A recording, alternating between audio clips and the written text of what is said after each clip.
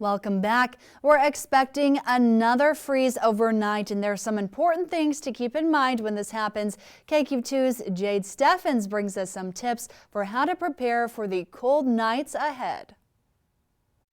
As winter approaches and temperatures drop below freezing overnight, it's important to take steps to protect things vulnerable to the intense cold, such as plants, pipes, and pets. If it's a house plant or something you need to protect, you need to bring it inside. And something actually probably more to think about is most people have pumpkins out, so you might want to bring your pumpkins in for the next 2 nights. If it's a desirable plant that is permanent and it needs to be outdoors, you might throw a sheet over it if you're trying to protect the blooms.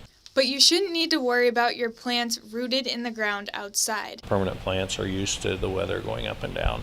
It just may turn them into not looking as pretty or knocking some leaves off, which is, we're getting into that season. Another thing to check on is your pipes to make sure that they don't freeze. When the house drops to at least below, if it's about 20 for at least 6 hours, 20 degrees, that's when your pipes will freeze. So if you want to be able to make sure your house is above that temperature, if you don't have an option to keep your house warm and you have to run a faucet, they recommend to use the furthest faucet away from the water heater and just let it drip for maybe 1 gallon per hour. You can get insulation. We sell pipe insulation anywhere in town. You can buy it as well. You can cover that with your pipes to keep them warmer throughout the winter.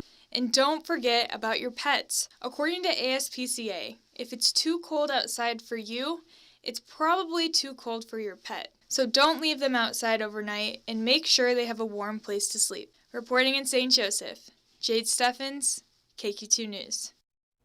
According to the National Weather Service, frost becomes more widespread when the temperature falls below 32 degrees, with some freeze possible. A hard freeze is possible when temperatures fall below 28.